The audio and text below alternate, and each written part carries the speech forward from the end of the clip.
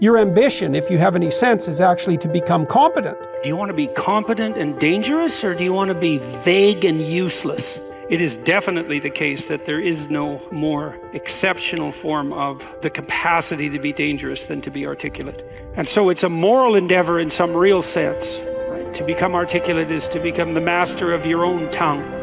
Every advantage comes with a disadvantage. So if you're extroverted, you're social and you're positive, but you're impulsive and you can tilt towards hedonism and you can't stand being alone. No matter where you land in the temperamental landscape, you're going to have your associated faults and temptations. You've got a goal, and you'll see that as you progress towards the goal, there'll be obstacles that emerge, and some of them you don't want to confront. That's why it's useful to order your room. Chaotic room makes you anxious. Why?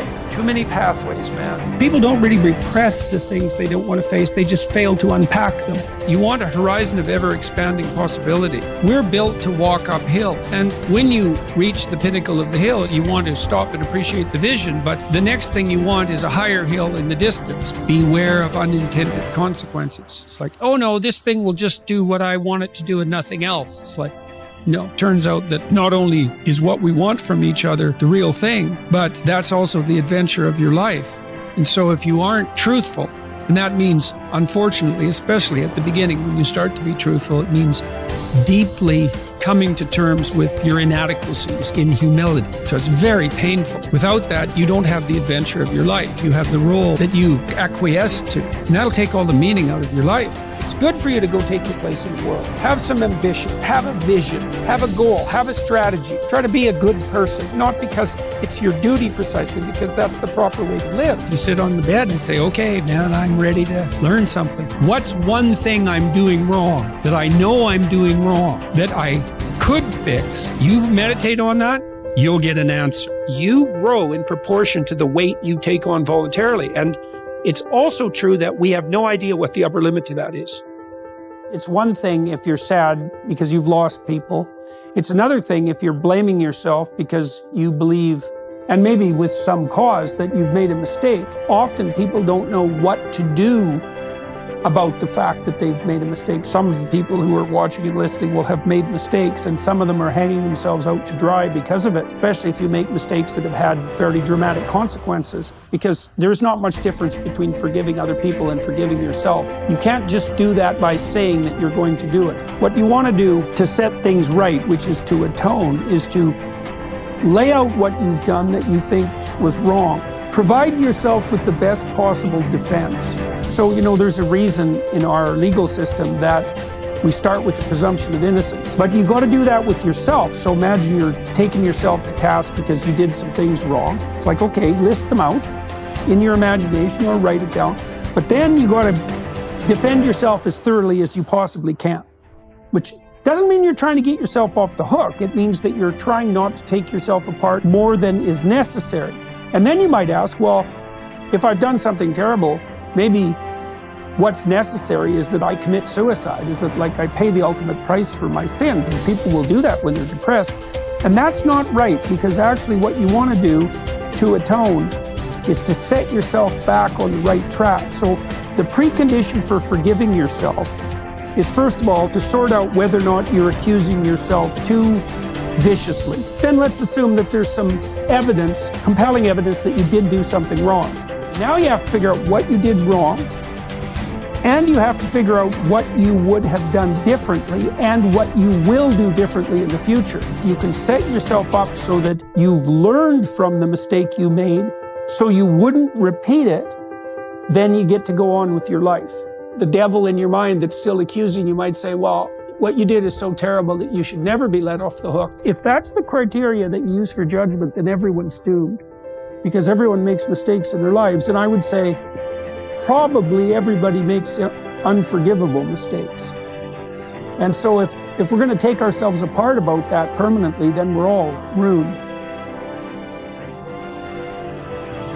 Small things are not small.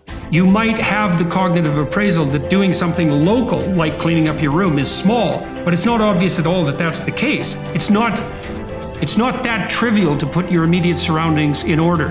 And it can easily be the stepping stone to putting things in order on a broader scale. In fact, it's probably the necessary stepping stone to do that. You can pat yourself on the back, especially if you're depressed, a little harder than you might otherwise by saying, you say, well, this is trivial, but I did it. It's like, no, if you're moving ahead, that's not small. You just keep doing that, and you're going to get out of this paralyzed or retreat mode. If you're in the zone of proximal development, you're pushing your skill development one increment forward. And it's one that you can actually manage. Imagine that you have someone who's habitually avoidant. And maybe they're avoidant because when they become possessed by negative emotion, they become hyper aware of their internal state and they feel the panic. And so then they freeze or retreat. And they do that constantly.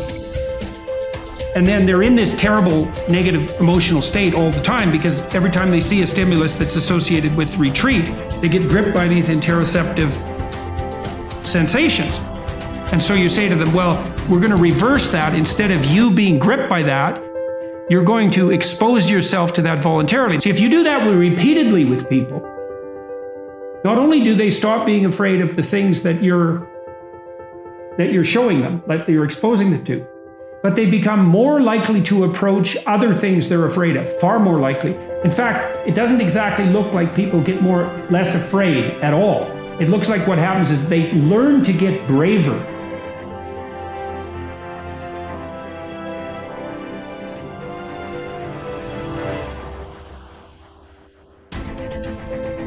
Part of spiritual development is to recognize the satanic tendencies that characterize you, and to fully wrestle with them and to integrate them. That's the thing. It's not so much to cast them away, it's to transmute them.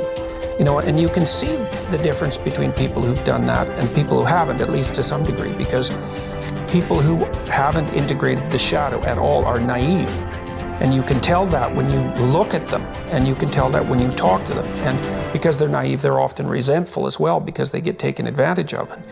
And someone who's integrated that more, they're dangerous in the martial arts sort of way, which is they're dangerous, but they don't have to use it because their presence radiates implicit potential for havoc, and that's really necessary. It's one of the things that gives people self-respect. If you're harmless, you're not virtuous. You're just harmless. You're like a rabbit. A rabbit isn't virtuous. It's just can't do anything except get eaten. It's not virtuous.